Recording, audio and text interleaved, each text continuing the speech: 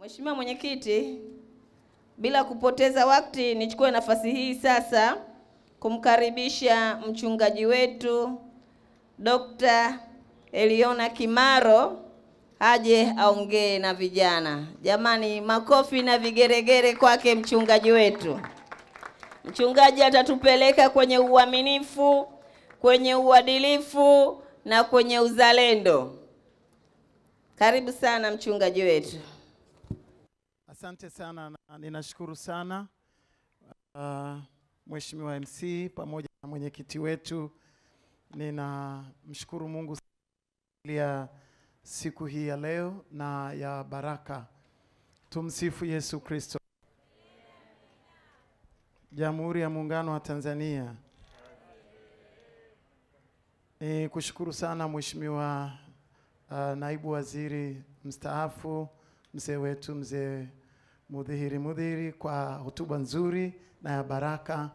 Lakini pia nawashukuru sana Mheshimiwa mkuu wa chuo, dada yetu Dr. Nyoni, lakini pia wakurugenzi pamoja na viongozi wote wa wilaya ya Kinondoni, kwa namna kipekee Mheshimiwa DC ambaye hakuweza kufika, lakini na wote ambao wamehusika hapa katika maandalizi yote.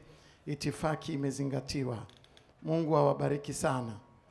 Mimi nimetumwa hapa kwa ajili ya kufundisha juu ya maadili na uaminifu na uzalendo pamoja na masuala kadhaa ya kiuchumi. Kwa hiyo ninamshukuru Mungu sana kwa ajili ya siku hii ya leo, na nitajitahidi kutumia huo muda ambao nimepewa ili niweze kuleta mada hii muhimu sana ya jioni hii ya leo.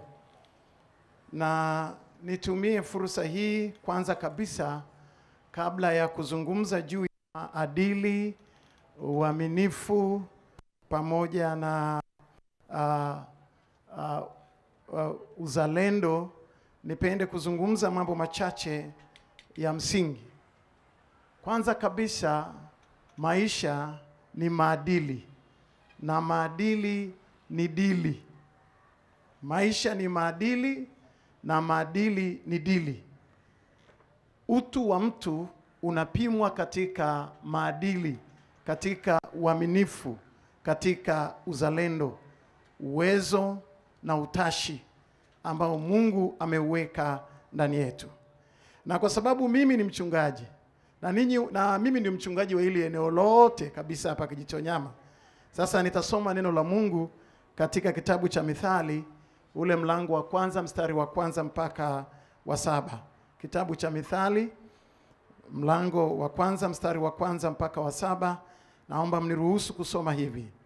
Neno la Mungu linasema, Mithali za Suleimani mwana wa Daudi, mfalme wa Israeli, kujua hekima na adabu, kujua hekima na adabu, kutambua maneno ya ufahamu, kufundishwa matendo ya busara, katika haki, hukumu na adili, katika haki, hukumu na adili, kuwapa wajinga werevu na kijana maarifa na hadhari, kijana maarifa na hadhari. Mwenye hekima asikie na kuongezewa elimu, na mwenye ufahamu ayafikirie mashauri yenye njia. Kufahamu mithali na kitendawili na maneno ya wenye hekima na mafumbo yao. Kumcha Bwana ni chanzo cha maarifa, bali wapumbavu hudharau hekima na adabu. Bali wapumbavu hudharau hekima na adabu. Sasa mada yangu mimi, kama ambavyo nimepewa kufundisha, ni juu ya uaminifu, kwa maana ya maadili pamoja na uzalendo. Ili mada hii iweze kusikika vizuri, ni kauli mbiu ambayo ningependa tuweze kushirikiana pamoja, ili tunapomaliza kongamano la mwaka huu angalau tuwe na kauli mbiu na tamko la vijana wa Kinondoni. Hapa tuna vijana mbalimbali, vijana wanazuoni, wasomi walioko hapa. Na hapa nina kauli mbiu inayosema maadili ni dili, usidharau adabu. Maadili ni dili, usidharau adabu. Hebu nisaidie kumwambia jirani yako, maadili ni dili, usidharau adabu. Tena, maadili ni dili, usidharau adabu. Hilo tu. Hata kama ningeondoka hapa, Mheshimiwa MC, nitakuwa nimemaliza kazi yangu. Usidharau adabu. Hakuna kitu kibaya hapa duniani kama kudharau adabu. Lakini hakuna namna ambavyo utapishana na gari ya mshahara kwenye maisha yako kama kuona maadili si kitu. Maadili ni dili. Na nitazungumza kwa dakika chache kutetea hiyo hoja na falsafa. Na Biblia imesema kabisa katika kitabu hiki cha Methali, Suleimani ndio mfalme kijana aliyetawala katika ujana wake, anayeaminiwa na vitabu vyote, Qurani na Biblia, juu ya uwezo wa hekima na maarifa na ufahamu. Na hapa nitaongea mambo machache ya msingi. Waheshimiwa vijana wasomi, ninyi ambao mmesoma sana na mnaendelea kusoma, jambo kubwa hapa ambalo napenda kuliangalia la haraka ni juu ya maadili na adabu. Maadili ni dili, na namna ambavyo kwa neema ambayo Mungu anatujalia saa hii kuwepo hapa, angalau kwa dakika hizi chache tuweze kuangalia mambo ya msingi kabisa. Kufundisha juu ya uzalendo, uaminifu, uadilifu, na pengine nitazungumza na uchumi kidogo. Hoja za msingi hapa ambazo nataka kuzungumza ni masuala ya maisha yetu. Na kama kuna mtu ambaye anataka kufika mahali pa kufaulu katika maisha, ni yule anayeweza kusikia haya mambo machache ya kimsingi, falsafa mbalimbali za sheria asili katika maisha yetu. Ni muhimu sana kuwa na adabu, nidhamu, yani discipline. Na hapa ningependa kuzungumza kwamba katika maisha ya kawaida, kati yako wewe na hatima ya kwako, kati yako wewe na mafanikio yako, kuna bonde, kuna ufa hapa katikati mkubwa sana. Pana mto, pana ufa kuliko bonde la ufa, ambalo ili ufike kwenye achievement yoyote ambayo ni matakwa ya kila binadamu. Lakini at least kwa mzee Mudhihiri angalau ameshasogea kidogo, ameshaandika anwani, anaitwa naibu waziri mstaafu. Amesogea kwenye maisha yake kuandika anwani. Lakini hilo bonde ni kubwa zaidi kwa vijana, na ili uweze kufika ng'ambo ya pili kwenye maisha ya kwako, daraja la kwenye hilo bonde kubwa la ufa lenye hatari ya volkano ni nidhamu, adabu, discipline. Kwa hiyo ninyi wasomi mlioko hapa chuo kikuu, nataka niwaambie, discipline is destiny. Nidhamu ni hatima. Discipline is destiny. Nidhamu ni hatima. Na tunapoangalia juu ya discipline, tunazungumza juu ya self discipline au personal discipline, nidhamu binafsi na nidhamu ya kiutu ya mtu mmoja mmoja. Kati yako wewe na degree unayochukua hapa kwenye hiki chuo kikuu, hapa katikati pana discipline ambayo itakusaidia usisapu, ambayo itakusaidia pia usidisco. Hauwezi kupata degree kama hautakuwa na discipline ya kukusababisha kujua ni nini kimekuleta chuoni na uko hapa kutafuta nini. Discipline ya kusoma, discipline ya kutumia muda wako sawasawa, discipline ya kuhakikisha ya kwamba wewe ni mwanafunzi wa chuo kikuu, hata mtu akikukuta barabarani aone huyu ni mwanafunzi wa chuo kikuu. Ni muhimu sana kuwa na discipline.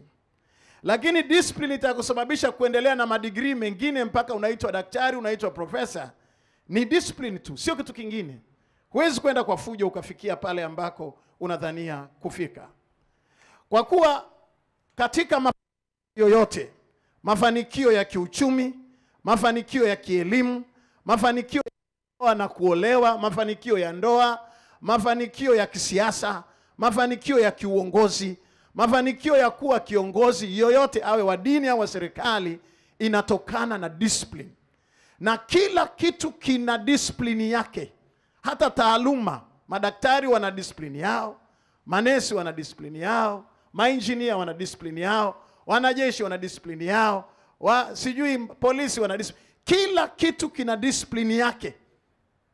Hata kanisa lina discipline yake. Hata kiti una discipline yake. Huwezi kwenda tu ovyo ovyo. Kuna adabu. Hata wachawi pia wana discipline yao, wanavua nguo.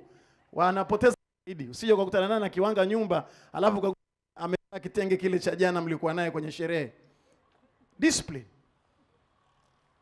Kwa hiyo usidharau adabu. Usidharau adabu. Na kabla sijaendelea mbele, lazima kama ni kijana mwenye vision, mwenye dream, unataka kuwa kiongozi, unataka kufika mahali fulani kibiashara, unataka kusoma na degree ngapi, unataka kuoa na kuolewa na nani, unataka kuwa na watoto wangapi, unataka kuishi wapi pia. Hizi ni dreams. Lakini watu wengi wana dream. Na kwa nini watu hawafikii kwenye malengo yao? Ni kwa sababu ya kukosa adabu, discipline. Huwezi kuwa na dream ambayo haina discipline ikatokea kwenye maisha yako. Haiwezi kutokea.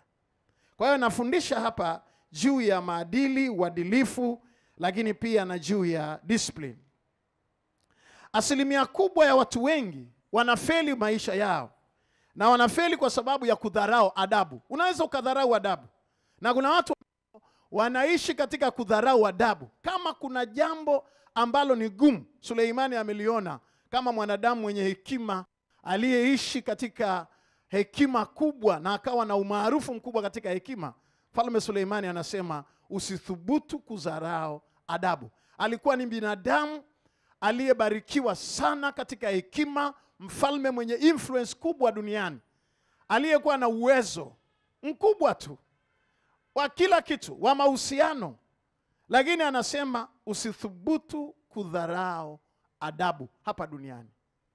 Na kama kuna jambo ambalo tunataka kuzungumza na vijana wa Afrika leo, ambao Mungu ameahidi kwa kinywa cha nabii Isaya, ya kwamba Mungu ataifanya Afrika kuwa baraka kati ya dunia na kuifanya Afrika kuwa ya kwanza duniani kabla ya kiyama. Nataka niwahakikishie leo, kitakachowasababisha ninyi vijana mnaobeba hiyo baraka ya Mungu na kuisababisha Afrika iheshimiwe na dunia, kitakachowabeba na kuwafikisha hapo ni discipline peke yake, nidhamu peke yake. Once unapoanza kutengeneza adabu kwenye maisha yako, uwe na hakika kuna kitu ambacho umeanza kukiumba kwenye maisha yako. Na unaweza ukajiona loser, ukajiona nothing, ukajiona mtu ambaye umepoteza, mtu ambaye hauna matumaini, hauna maisha, lakini kwa kweli kimsingi ni kwa sababu tu ya kwamba hujawahi kutengeneza discipline yako, hujawahi kutengeneza adabu fulani kwenye maisha yako. Sasa nitazungumza mambo machache hapa ili tuweze kuelewana na vijana. Na sitaki kuongea kwa falsafa ngumu sana hata mshindo kunielewa. Miaka kama ninafikiri ni miaka 25 hivi iliyopita. Nafikiri ulikuwa mwaka wa 95 mpaka sasa nika 30 nafikiri. Sasa nilikuwa kijana mdogo na umri mdogo, lakini maisha yangu ya ujana nilitengeneza discipline, adabu, na hakuna kitu nachokiheshimu kama adabu kwenye maisha yangu. Nikiwa kijana kabisa wa miaka 20 nafikiri na 2 au na 3, nilikuwa naishi Tegeta. Mungu alinijalia nikanunua shamba, na miaka hiyo tena shamba kubwa la ekari kadhaa, na nikawa nakaa hapo, nimejenga kijumba changu kidogo cha ujana cha kuanzia maisha. Sijafikiri hata kuoa bado. Sasa jirani yangu alikuwa anajenga gorofa. Unisikilize vizuri tu. Yeye alikuwa na fedha nyingi, alikuwa anafanya kazi World Bank. Kwa hiyo anajenga gorofa kubwa tu jirani yangu pale. Na kila weekends alikuwa anakuja kusalimia mainjinia. Nyumba yake ilikuwa inajengwa na mainjinia, kwa hiyo alikuwa anakuja kuona mainjinia pale kwenye site. Na akifika alikuwa anagawa hela, hata ajui mafundi wake na wakwangu. Lakini ili ufike kwenye site yake kuna barabara iko juu na tuna line ya umeme. Lakini vijana wanatoka Tegeta, wanatoka stendi ya mabasi Tegeta, wakapita shambani kwangu. Nilikuwa nimeotesha miogo. Wakapita shambani kwangu kwa fujo tu. Wanakanyaga, wanavunja na barabara ipo. Sasa nikamuita kijana mmoja nikamwambia, jamani, mbona ninyi mnavunja miogo yangu? Mimi naambia, mbona mnavunja miogo? Wewe. Alinitukana. Matusi ya 90 leo nayakumbuka. Akaniambia, wewe kwanza hapa umefugwa. Wewe msukule hapa. Si unajua hapa Dar es Salaam watu walivyo na maneno magumu. Wewe msukule, umewekwa hapa, unakuja kutusumbua nini? Hapa kwako hapa, si vitu gani? Kanitukana na mimi nikanyamaza kimya. Kwa sababu nalinda adabu. Kutana na mwenye adabu, asiyekuwa na adabu akakuongelesha, usisubutu kuharibu adabu yako kwa kumjibu. Kwa hiyo nikanyamaza kimya. Jioni saa 12 hivi yule tajiri yao akaja. Ndio mwenye site, ndio jirani yangu. Nikamfuata. Nikamwambia, bwana, hii ni siku ya 3. Vijana wako wanapita shambani kwangu, wanavunja mahindi, wanavunja miogo. Kwa hiyo nimejisikia vibaya na mmoja akanitukana sana hapa. Ikabidi aniombe radhi. Sasa wale wanasubiri kulipwa. Na aliyekuwa pale anasikia. Sasa akauliza, kwani huyu anakuja kuomba radhi nani? Akamwambia, ndio mwenye shamba. Hilo shamba hapo nyumbani kwa huyu mtoto, maana yake wanaona mtoto. Huyu mtoto. Maana yake wale wakubwa mimi naonekana mdogo. Sasa kama 95 nilikuwaje kwa mfano ukiniangalia leo. Sasa akauliza wenzake, ni kweli bwana huyu ndio? Akasema ndio, huyu hapa ndio nyumbani kwake. Yule bwana akwenda nyumbani, akaja. Ni wale watu wanaofanya vibarua vya kumwaga zege saidia fundi. Akaondoka pale kwenye site akapita nyumbani kwangu. Akakuta na mimi napika. Niko bachelor napika mwenyewe na shughuli zangu. Akaniambia, samahani bwana, nimeona nisiondoke kabla sija kuomba radhi. Nikamwambia asante, nashukuru, lakini ni mambo ya kawaida. Akaniambia, nataka kujua na kuhakikisha hapa ni nyumbani kwako? Nikamwambia ndio kwangu. Baba anafanya kazi hapo? Nikamwambia baba yangu ni mwana kijiji kabisa, kijiji cha Maisha Plaza. Sina hata mtu amenileta Dar es Salaam, nimekuja peke yangu. Hapa ni nyumbani kwangu. Akanambia siondoki. Nataka kukuuliza, ulifanyaje mpaka unaweza kujitegemea na maisha na mimi naishia maisha haya namna hii? Nikamuuliza, una discipline gani? Nidhamu gani? Una adabu gani kwenye maisha yako? Kwenye hilo swali la adabu, kwenye masuala ya adabu hapo kwa kweli kitendawili. Hapo shughuli. Akanambia, hapo unaponiona mimi nafanya vibarua vya zege. Na vibarua hivi vya zege ndio nipate chakula nikale hivyo kwenye maisha yangu. Lakini pia ninaishi na mwanamke ambaye ana watoto 6. Kwa hiyo mimi ndio ninalelea pale, nalipa chakula na vitu kama hivyo. Lakini si kwamba pale mimi na mtoto wangu, naishi hapo. Napiga gongo sana, bangi, sigara na maisha yangu ya ovyo kama nilivyokutukana leo. Nikamwambia, kwa maisha haya unatazamia nini? Akanambia, mimi nimelelewa na shangazi yangu. Mama yangu alishakufa. Wamekuja kunichukua mara kadhaa shangazi yangu kwa lana, ananiapia nitoke kwa huyo mama ambaye kwangu mimi hanisaidii chochote, manake sijazaa naye. Kuna siku nyingine anakuja na mabwana zake, na nyang'anywa kitanda, na nyang'anywa nyumba, na lazwa chini lakini hela zote nikifika mfuko wa suruali unakung'utwa wote. Akanambia, sasa bwana, hayo ndio maisha yangu. Nikamwambia, wewe sio maskini. Kati yako wewe na mafanikio ya kwako kuna daraja ambalo kuna bonde ambalo umeshindwa kuvuka. Nikamwambia, ni jambo moja tu, uhamue leo. Na kama umeweza kusikia mimi nina shamba hapa, ni kijana mwenzako, ukaona usiondoke kwenda nyumbani kuniuliza, una dalili za kufanikiwa kwenye maisha yako, una akili ya mafanikio. Kwa hiyo nikamwambia jambo moja tu, unaweza kuanza kutafuta taaluma. Najua tunaweza tukafikiri kwamba tuna matatizo, lakini matatizo makubwa ya mwanadamu yapo kwenye brain yake. Nikamwambia, naomba, una gorofa bado linajengwa, una siku za kumwaga zege, bana fedha zako, tafuta leseni, nenda driving upate leseni ya kuendesha gari. Uondoke hatua moja kwenda nyingine. Utafia kwenye vibarua? Ananiambia, ni kweli, manake na nguvu zinapungua. Lakini jambo la pili, huko unakokaa pa kukung'utwa. Shangazi yako anakaa wapi? Anaambia shangazi yangu anakaa jirani. Lakini ukiniambia mwanamke amenipa dawa gani, mimi sielewi. Nikamwambia leo nenda kwa shangazi yako. Usiende tena hapo ambako unateseka. Kwa hiyo akaondoka, akawa akija kumwaga zege ananikabidhi 5,000, ananikabidhi 3,000 mpaka tukapata hela ya kwenda driving school. Akaenda driving school, akasoma, akapata leseni, akaanza kuendesha daladala. Mungu akamsaidia, akapata gari, akapata uwezo wa kuendesha gari. Na bahati nzuri alikuwa amesoma, alikuwa amefaulu vizuri sana form 4. Baadaye akaenda akasoma kuendesha viongozi. Hivi ninavyozungumza na wewe, tumeachana karibu miaka nafikiri 10 au 15 iliyopita, hatujaonana. Lakini wakati tunaachana naye, alikuwa ni mtu mwenye kampuni ambayo ilikuwa ina fuso 15 zinazokwenda mkoani. Hayo makofi hatoshi, muache dharau.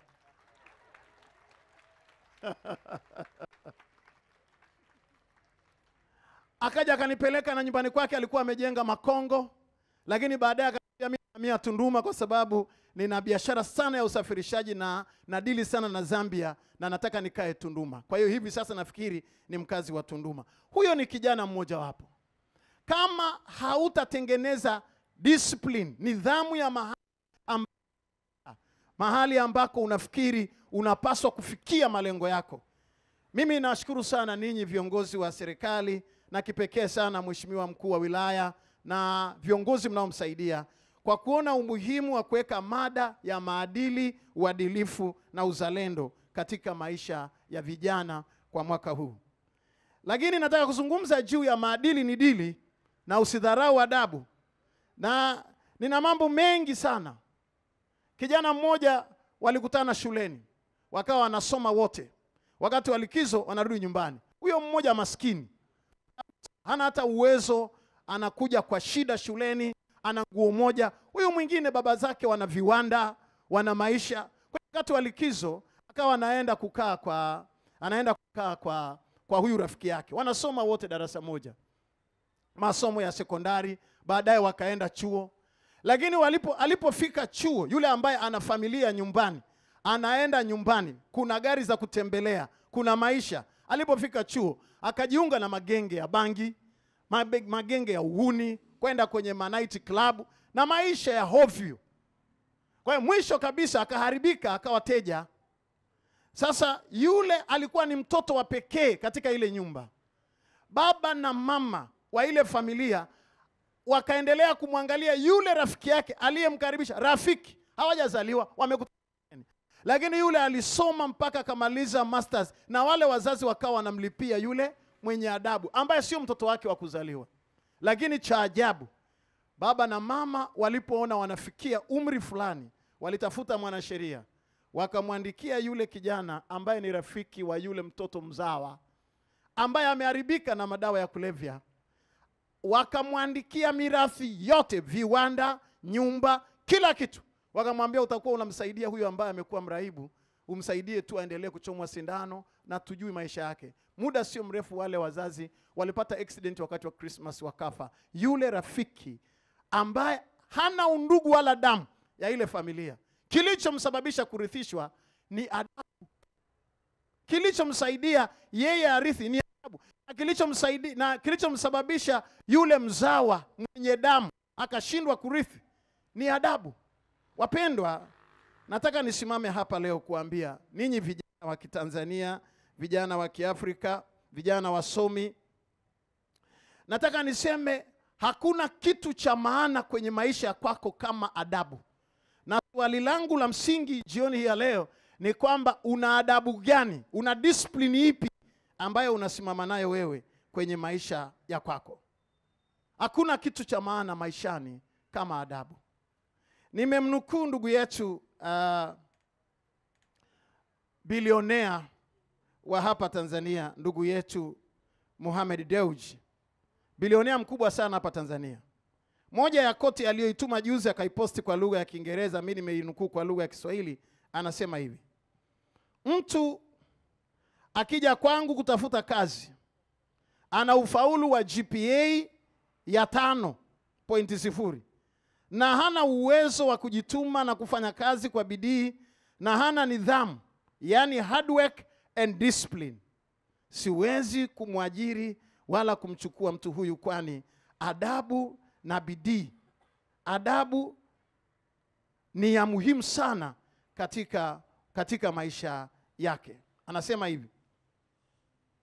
Anasema adabu na nidhamu, yani adabu au nidhamu ni ya muhimu sana katika kuzalisha, na ni ya muhimu sana katika kila kazi ambayo ninaifanya. Siwezi kumwajiri wala kumchukua mtu huyu, kwani adabu na bidii ya kazi ni vya muhimu zaidi kuliko ufaulu. Hard work and discipline are more important than intelligence. Sasa unaweza ukahangaika na kuhakikisha unapata GPA kubwa na huku unaharibu discipline yako. Nataka niwaambie leo katika viwanja hivi, nchi zilizoendelea haziulizi vyeti. Nchi zilizoendelea zinauliza adabu, discipline. Unaweza ukawa na vyeti vya Harvard University, unaweza ukawa na vyeti vya Stanford, unaweza ukawa na vyeti vingi vya university kubwa duniani, lakini kama hata ungekuwa na Cambridge University, kama hauna adabu, haiwezekani. Mimi nimesafiri nchi kadhaa, lakini mojawapo Marekani. Kule Marekani unakutana na watu wako kwenye street, wanalala barabarani, hawana makazi, hawana nyumba, hawana maisha. Ukiangalia wengine wana PhD.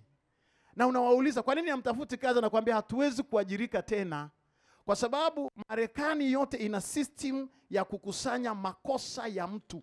Yaani makosa yako, uliwahi kufungwa, uliwahi kugonga barabarani, uliwahi kutukana ukapata matusi yale akarekodiwa, umetumia lugha ya maudhi, watu wanarekodi, na kule watu wana namba kama namba za magari. Kwa hiyo kila mtu ana rekodi yake. Umegonga, umeendesha gari ukiwa mlevi, watu ukipata zile rekodi zikakusanyika na wakajihakikishia kwamba wewe haufai tena katika jambo lolote. Ukienda kwenye interview, kitu ambacho wanakuuliza ni kweli tumeangalia CV yako, ni kweli una experience, umewahi kufanya kazi mahali fulani, lakini kwenye adabu tumeona kwamba hautufai. Unaweza usiwe na vyeti, lakini ukiwa na adabu unaajirika. Nilimkuta dada mmoja, nilikuwa na Marekani, nikakutana na dada mmoja hivi, ni Msenegal. Yule dada Msenegal akaniambia, nilikutana naye kwenye nyumba moja walionialika nyumbani kwao jioni. Na yule ni Msenegal, ananiambia alizaliwa kwenye familia maskini sana. Sana. Mama yake hakuwahi kumuonyesha baba yake. Na akazaliwa kwenye familia hiyo maskini na akaishi kwa taabu kubwa sana ya umaskini. Lakini hatimaye akapata neema, kuna mjomba wake ni padri, akamsomesha, akampeleka, akafika mahali. Huyu binti akanambia mjomba wake akamsomesha, ni padri, akasoma, akaenda, alipofika Marekani akasoma vizuri sana, kwa sababu mapadri wana hizo nafasi za mashirika yao. Kwa hiyo akaenda shirika moja kule Marekani, akasoma mpaka kama na PhD, na alikuwa ni nesi. Na mshahara wake ulikuwa unakwenda karibu dola zaidi ya 15,000 kwa mwezi mmoja, akikata makato mengine yote ya kisheria. Hela za kupeleka nyumbani kwa matumizi kwa mwezi ilikuwa ni dola 15,000 plus. Akaolewa na bilionea mzungu, na wakakubaliana kwamba watakuwa na muda fulani kabla hawajapata mtoto. Wakarudi Afrika huko Senegal. Mama yao hakuolewa, amekaa kwa wajomba. Yule mzungu akaenda, wakanunua shamba, wakajenga nyumba, wakamwekea mama project, wakarudi Marekani. Baadaye yule jamaa akaenda kusoma. Nafikiri alikuwa na kama mwaka mmoja wa kozi hivi za makozi ya kijeshi, alikuwa anafanya kazi kwenye jeshi la Marekani. Kwa hiyo akaenda kwenye training, akabaki pale. Ghafla bin vu anaenda supermarket, huku kwenu mnaita shopping mall sijui. Ameenda huko akakutana na boyfriend wake wa zamani wa Senegal. Habari ndo zinaanzia hapo. Kwa hiyo akaanza I love you 2, I love you 3, I love you 4. Zinaendaga mpaka 7 mpaka 18. Huku na huku wakaenda kula baga za Marekani. Sasa amekosa nini? Wakala baga, katika kula baga akapata mimba. Alafu asielewe. Usizarau adabu. Asielewe kama mjamzito kabisa. Siku ya siku mume wake amerudi. Ghafla tu anajikuta kwamba ana ujauzito, anabakiza wiki 2 kujifungua. Na yeye ni nesi. Kwa hiyo haiwezekani kuua mtoto, haiwezekani kufanya nini. Huku na huku yule bwana akaelewa.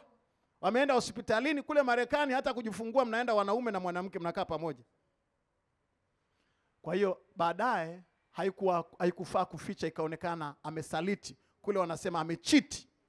Na uchiti hapa kwetu Mwenge na Kinondoni na Mwananyamala. Kwa wenzetu ukichiti hakuna dhambi mbaya kama hiyo. Kwa hiyo ndoa ikaishia hapo. Akamdivorce. Alafu akaondoka akaenda Senegal. Akaenda akauza zile nyumba na lile shamba na kila kitu. Yule dada alijifungua, lakini kwa sababu ya stress akaanza kunywa pombe non-stop. Anakunywa pombe anazimia siku 3 kwa sababu ya stress. Baada ya hapo yule mwanamke, serikali ya Marekani, mtoto ni wa Marekani. Kwa hiyo watu wa social work, ninyi ma social workers, si ndio? Social workers wa Marekani wako very serious, na nyinyi naomba mjitahidi. Wakaja wakachukua yule mtoto, mama ambaye anamwabuzi mtoto au amepata hiyo shida ya ulevi, hawezi kumlelea mtoto, au baba au mkigombana, watoto ni mali ya serikali. Kuna vituo vya kulelea hao watoto, wanakuwa baadaye wanaingizwa kwenye majeshi, wanakuwa watoto wa serikali. Kwa hiyo mtoto wake akaja akachukuliwa. Akabakia pale. Ameshagonga gari, ameshapata hiyo shida ya kuripotiwa kwamba amecheat. Kwa hiyo nafasi cheti chake kimechafuka, haiba yake imechafuka. Ni raia wa Marekani mpaka kesho. Ana uraia kabisa. Lakini hana haki ya kuajiriwa mahali popote. Kwani nilimkuta akiwa ni house girl nyumbani kwa mtu fulani, na akaniambia, ninaishi maisha haya ya taabu, nimejikatia tamaa, nimeshindwa kujisamehe, sitakaa nijisamehe maisha yangu, I want to die, nataka kufa, sina uwezo na siwezi kujisamehe. Wapendwa, nataka kumaliza kwa kusema hafai kwa kuajiriwa wala kwa kuishi wala kwa kuona raha tena kwenye maisha yake, kwa sababu ya yale ambayo amejitengenezea na amejiharibu nafsi yake. Ninamaliza kwa kusema maadili ni dili. Kama umetoka kwenye umaskini na umeshaenda mpaka umepata green card ya Marekani na umeshaolewa na mzungu mwenyewe mtasha na bado ukavuruga, hivi tukuweke wapi? Sasa bahati nzuri mko hapa vijana wa kiume na wa kike. Naweza kusema hoja ya wazazi wenu hawa ya kuandalia kongamano hili, msidharau adabu hata siku moja. Hawa ni waajiriwa, wangeweza kukaa ofisini kwao na wakafanya mambo yao mengine na maisha yao yakaenda. Lakini ukiona wanajitahidi hawa viongozi wa serikali, kuu wa wilaya, anakuja mpaka ofisini kwangu, Mchungaji Kimaro, hebu njoo ongea na hawa vijana. Ninamaliza kwa kusema naomba uwe na adabu. Uwe na adabu. Uwe na adabu, maadili ni dili. Na kama utaondoa maadili kwenye maisha yako, unavunja na kuharibu maadili ya maana kwenye maisha yako. Ningekuwa na muda mwingi wa kuzungumza, ningezungumza sana, lakini narudia tena kusema, kwanza nawashukuru kwa kunisikiliza. Mheshimiwa MC, asante kwa adabu. Mungu akubariki sana. Na ninamshukuru Mungu, tupige makofi mengi kabisa kwa ajili ya mkuu wetu wa wilaya, kwa ajili ya viongozi wetu na wale wote ambao wamehusika hapa kuandalia kongamano hili. Maadili,